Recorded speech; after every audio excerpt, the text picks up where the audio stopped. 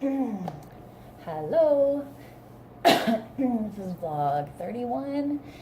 I'm gonna try to keep it quick. I say that a lot and then it never happens. But I just wanted to do this and then get on with my day.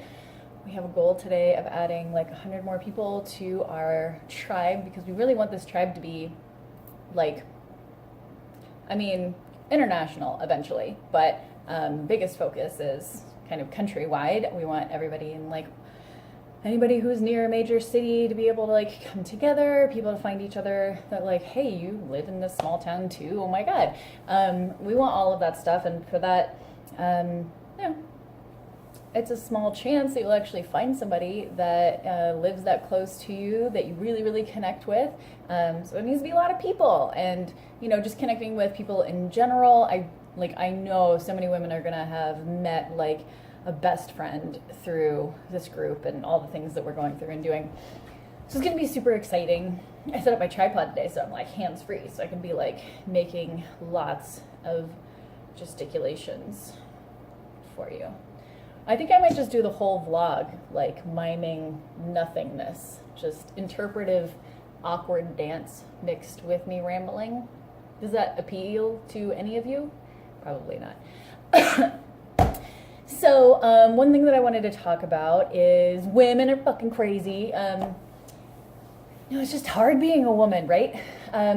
But, so like, I'm a woman and I'm working with other women and I'm going to be in a group full of women, and we are not the same people like one week to the next. Like, we're not. I feel great and I'm all talkative and rambly and I feel super cute and all of that. And that is because I'm going to ovulate in about a week. On the other hand, on the flip side, Samantha is about to have her period and she feels like shit, and she says she's cried twice today and it's like 8 a.m. where she is. Sorry if that's TMI about you, Samantha. We're going to have to talk about some ground rules. But here's the thing.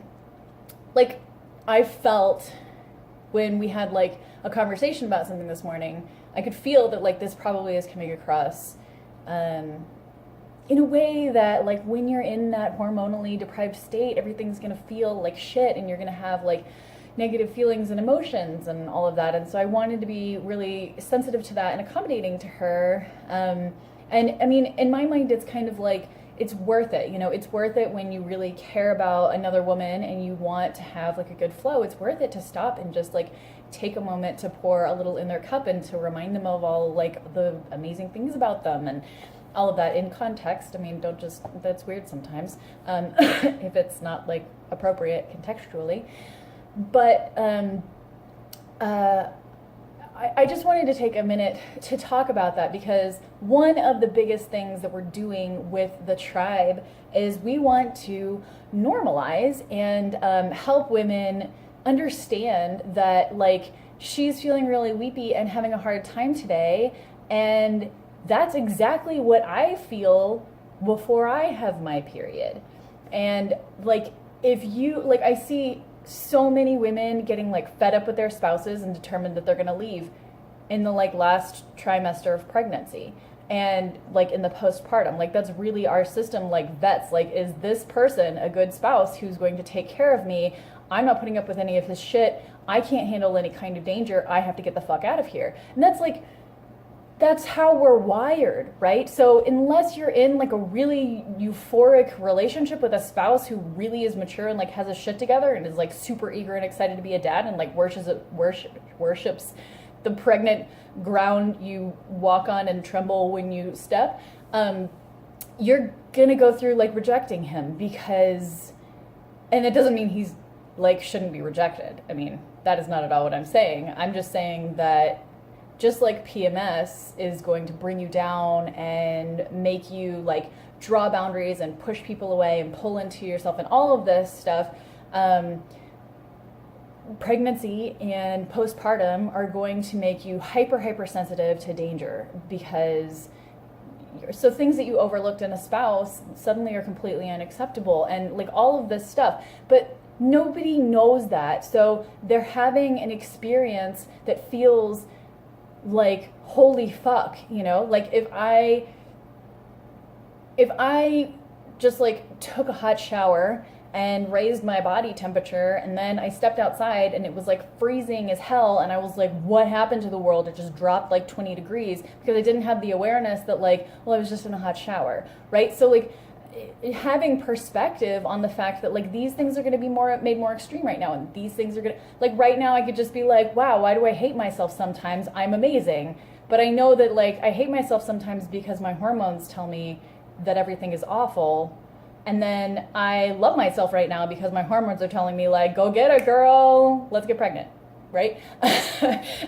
You look amazing, somebody's going to impregnate you, how about that guy? Like, that's what my hormones are doing, right? Samantha on the other side right now is probably like curling up in a ball at home being like, no one ever come near me, I am a disgusting mess, why am I so awful? Like, she didn't tell me that that's how she's feeling, but that's how I feel, and that's how I see women feeling all the time. And like, I'll be in like a business group that I'm in, and I'll see a woman post and she's like, for the last week I just don't know, like I feel like I'm really letting myself down because I get these ideas and then, you know, I just don't follow through, and I've just lost all the passion, and I just keep trying to get myself to do it and I can't get myself to do it.